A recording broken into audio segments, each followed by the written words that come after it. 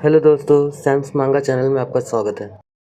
Story के starting में हमें दिखाया जाता है कि कुछ ओमनीगॉड्स जिन्होंने प्राचीन काल से अनकाउंटेबल यूनिवर्सेस का निर्माण किया है, जिन्हें हम एब्सोल्यूट बीइंग बोलते हैं। इन गॉड्स ने इन्फिनिटी की खोज की और उसमें ही खो गए, और इस टाइम पर उन्होंने uncountable earths, souls, matters and laws बनाए। लेकिन ये गॉड्स बार बार एक ही चीज़ से बोर हो गए।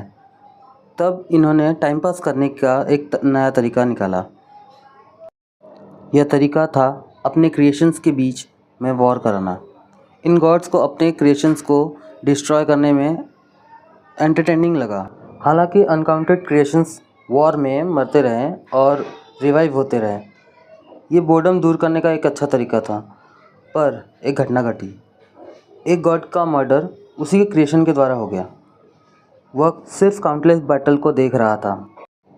जब दूसरे डायमेंशंस के गॉड ने ये सुना तो उन्होंने उस वर्ल्ड में यूनाइट होने का निर्णय लिया जो अपना गॉड खो चुका है। गॉड्स के साथी की मर्डर उनके ही क्रिएशंस के द्वारा हुआ, लेकिन इसके बावजूद गॉड्स ने इसको पूरी तरह से नज़रअंदाज कर दिया। उनके मन में एक ही थॉट था कि एक पावर जिसका कोई ओनर नहीं है, वह उसी का होगा जो उस पर सबसे पहले क्लेम करेगा। इसके बाद हमें दिखाया जाता है एक यूनिवर्सिटी का सीन, जिसमें हम अपना हीरो बोलता है कि आखिरकार मैं कोरिया यूनिवर्सिटी ऑफ आर्ट्स में ज्वाइन हो गया। उसके दोस्त जब हमारे मेन कैरेक्टर को देखते हैं, उन्हें विश्वास ही नहीं होता। बोलते हैं कि तुम्हारे जैसा common man सुहो college of arts में ज्वाइन कर सकता है। दूसरा दोस्त कहता है मुझे अगले साल फिर से कोशिश करनी पड़ेगी। मेन कैरेक्टर बोलता है कि मैं इस नर्क से फाइनली फ्री हो गया। यहाँ हमें पता चलता है कि हमारे मेन कैरेक्टर का नाम संग सू है और हम इसे सुहो बुलाएंगे। और आगे वह कब बोलता है कि मुझे पता चला कि तुम्हें कॉलेज ऑफ आर्ट्स में ज्वाइनिंग मिल गया। मुझे पता नहीं था कि तुम इतने इंटेलिजेंट हो। सुहो बोलता है कि तुम इतने अच्छे कब हो गए किम सियोगचोल। सुहो का दुश्मन बोलता है कि तुम फिर से मेरा नाम खराब कर रहे हो। मेरा नाम किम सियोगचोल नहीं है, मेरा नाम ली युनचोल है। सुहो उसे इरिटेट करते हुए बोलता है सच में। ली गुस्से में बोलता है तुम्हारी वजह से मेरा स्कूल पर कब्जा करने का प्लान पूरी तरह से फेल हो गया। सुहो बोलता है कि तुम्हारी वजह से मैं पास हो गया, थैंक यू। कोई बैकग्राउंड में बोलता है कि ली फिर से परेशानी खड़ी कर रहा है। हम यहाँ ग्रेजुएट होने वाले हैं और ये फिर भी बच्चों की जैसे व्यवहार कर रहा है। दूसरी लड़की कहती है कि मुझे पता है, सही बोल रही हो, और कहती है कि वह ऐसे पर्सन से इतना नफ़रत करता है जो अपने मदर फादर के लापता होने के बाद भी हैप्पी लाइफ जीने की कोशिश कर रहा है। इसके बाद हम देखते हैं कि ली सुहो पर गुस्से में एक पंच अटैक करने जाता है, पर सुहो उसे डॉज कर देता है, साथ ही उसके मुंह पर एक किक भी दे देता है और कहता है कि क्यों ना ग्रेजुएशन से पहले हम थोड़ा शांत हो जाते हैं। लेकिन उसकी बात कंप्लीट होने से पहले ही ली बोलता है कि क्या बात है, मुझे ज़रा भी दर्द नहीं हो रहा है। और सुहा पर एक पंच अटैक करता है जिसे सुहा डॉज कर लेता है, लेकिन सब देखकर हैरान हो जाते हैं कि उसका पंच लॉकर पर पड़ा होता है जिसमें एक बड़ा सा छेद हो जाता है। इसे देखकर सब चौंक जाते हैं और शांत हो जाते हैं। इसके बाद सीन शिफ्ट होता है 2 साल बाद। सुहो को एक कॉलेज में दिखाया जाता है। सुहो का ध्यान वहाँ के एक अनाउंसमेंट में जाता है जो बोलते हैं कि मेन बिल्डिंग की सारी क्लासेस को साइड बिल्डिंग में कर दिया गया है, सभी वहाँ पर जाएं। अभी हंटर्स रेड कर रहे हैं, कोई नज़दीक मत आओ। गेट के पास खड़े एक एग्जीक्यूटिव पूछता है कि कितने टाइम पहले सब गए हैं। उसका साथी बोलता है कि लगभग 8 घंटे हो चुके हैं, जबकि ये डी रैंक का गेट है, उनको अब तक आ जाना चाहिए था। पीछे अनाउंसमेंट होता है कि यह डेंजरस है, प्लीज़ आप पीछे रहे। कुछ लोग आपस में बात करते हैं कि क्या होगा अगर इन लोग क्लियर ना कर पाए। दूसरा बोलता है कि मुझे लगता है इन लोग क्लियर कर लेंगे। सो खुद से बोलता है एक और गेट्स के आने के 3 साल पहले ही पूरी दुनिया में भारी बदलाव हुआ था। गेट्स जो है एक पैसेज वे की तरह है डंजन में जाने का, जहाँ से अंदर के मॉन्स्टर एक टाइम के बाद निकल आते हैं और तबाही मचाते हैं। साथ ही ह्यूमंस भी बदलने लगे, जैसे हम इनका सामना करने के लिए ही बने हो। अवेकनर्स भी जन्म लेने लगे। यह डिस्ट्रक्शन जैसे सब कहते हैं कि बदलती दुनिया के साथ चलती रहेगी, यह सब जल्दी ही ख़त्म हो गया जब एक अवेकनर जिसका नाम वो जिनचुल था, उसने हंटर्स एसोसिएशन बनाया और सबको एक ही नाम में ऐड कर दिया, हंटर्स। अब दुनिया अमेरिकन हंटर्स और अनअवेकन के बीच में बटी हुई है, जहाँ कुछ लोगों को अर्निंग के लिए चींटी की तरह मेहनत करनी पड़ती है, वहाँ कुछ लोगों को बिना कोशिश के ही मिल जाता है। यह भेदभाव उन चींटियों को उनका लिमिट दिखाता है। कोई अनअवेकन चाहे कितना भी कोशिश कर ले, वह कभी भी अपने और ई रैंक के अवेकनर्स के बीच का डिफरेंस ख़त्म नहीं कर सकता। यदि हंटर्स गेट बंद ना करे तो वर्ल्ड का एंड हो जाएगा। दूसरे वर्ल्ड में जहां अवेकेंड के बिना जीवित नहीं रह सकते, अवेकनर्स उनके बिना भी ठीक रह सकते हैं। इसलिए हर कोई हंटर्स के आभारी हैं। आखिरकार क्या वे ही कारण नहीं हैं मेरे जैसे अनअवेकेंड शांति से जी सकते हैं? लेकिन मेरे दिल के एक कोने में एक चिंता ने जन्म लेना शुरू कर दिया। क्या मैं धीरे धीरे इन चीज़ों का आदी होने लगा हूँ? मेरे मिसिंग पेरेंट्स,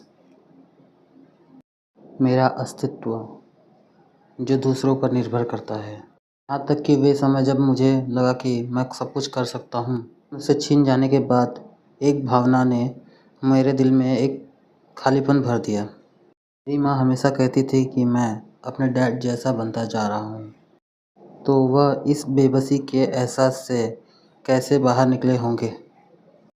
फिर पीछे से कोई उसे बुलाता है, सुनो सुनो, बोलता है कि हाँ। बंदा बोलता है कि आज आपकी कंसंट्रेशन बहुत अच्छी रही, तुम क्या ड्रॉ कर रहे हो? सुहो बोलता है कि कुछ नहीं, जो मेरा मन में आया वही ड्रॉ कर रहा हूँ। क्या तुम एंड ड्रॉ कर रहे हो? यह एक एंड के लिए काफ़ी रचनात्मक है। खैर, शायद इसे एंड पर्सन कहना ज़्यादा सही होगा।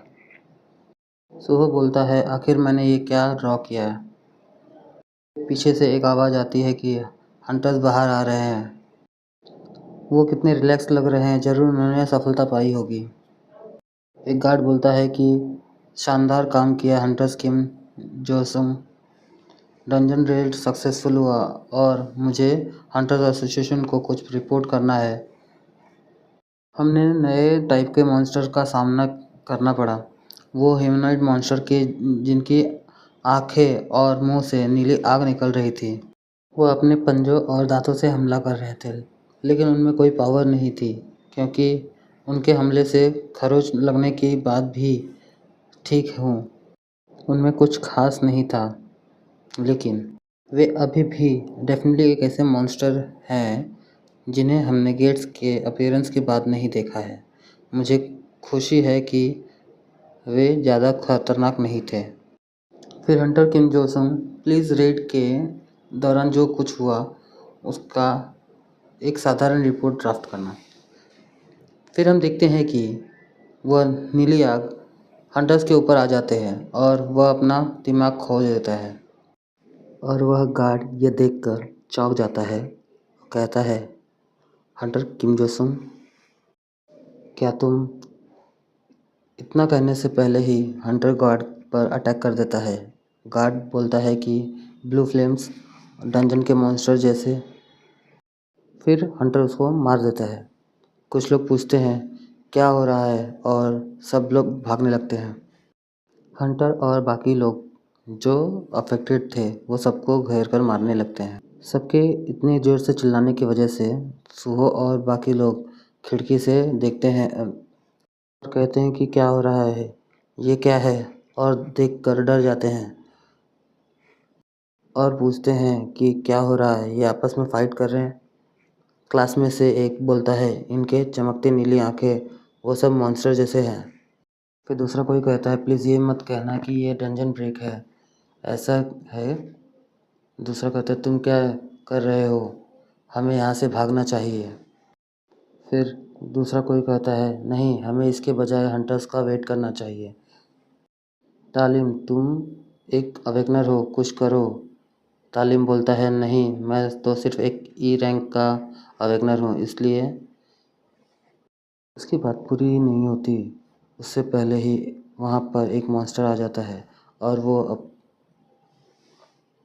वो उन पे अटैक कर देता है। ये सब देखकर सूहो बोलता है, भागो। मॉन्स्टर सब पर अटैक कर देते हैं और एक पर्सन के जान ले लेते हैं। सूहो डर के बैठ जाता है। फिर मॉन्स्टर ब्लू फ्लेम्स के साथ चिल्लाता है। सब डर के भागने लगते हैं। वहाँ सूहो देखता है कि एक लड़की फंसी हुई होती है। बोलती है कि मैं उड़ नहीं पा रही हूँ, हेल्प करो। सूहो उसे देखकर आंखें बंद कर लेता है। बोलता है, मैं हंटर को बोलता हूँ और वहाँ से भाग जाता है। और भागते भागते वह सोचता है कि कसम से मैंने ऐसा क्यों कहा। मैंने उसे मौत के मुंह में छोड़ दिया।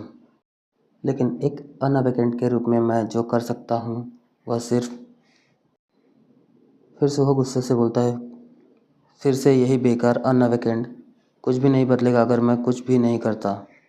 और बहाने बनाता रहता हूँ। तुमको कुछ करना होगा, कुछ भी। सुंग सूहो। वो अपने फादर को सोचते हुए पूछता है, फादर, आप क्या करते मेरी जगह। फिर हम देखते हैं कि वह मॉन्स्टर उस लड़की को मारने पहुंच जाता है और वह लड़की डर के मारे कुछ भी बोल नहीं पा रही थी। वह मॉन्स्टर उस पर अटैक कर देता है। पीछे से अचानक सूहो उस पर एक्सटिंग्विशर से अटैक कर देता है और सोचता है कि डैड होते तो वो भी वही करते।